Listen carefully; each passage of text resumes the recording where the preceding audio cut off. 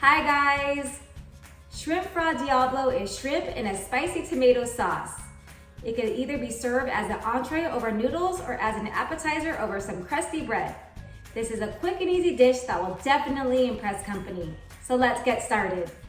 The ingredients we're going to be using today are 1 pound of shrimp peeled and deveined, 4 garlic cloves minced, half an onion diced, 1 teaspoon of dried oregano, half a teaspoon of dried basil, and half a teaspoon of crushed red pepper flakes, 28-ounce can of crushed tomatoes, and this is optional, a handful of fresh chopped basil.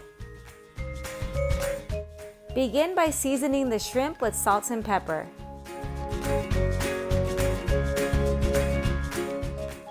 Heat oil in a pan over medium-high heat and sauté shrimp. Cook until cooked through. This will take about 2 minutes depending on the thickness. Remove shrimp and set aside.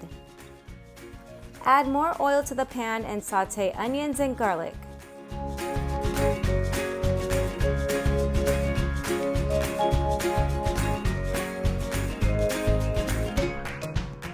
Stir in oregano, basil, and crushed red pepper flakes.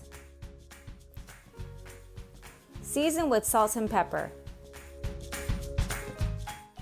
Cook for about 3 minutes.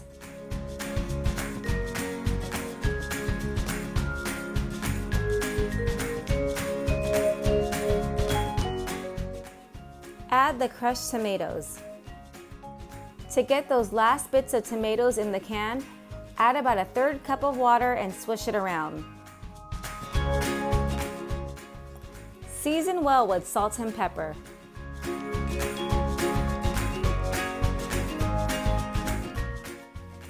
Bring to a boil, cover, and let simmer for about 5 minutes over medium-low heat. After 5 minutes, stir in the shrimp.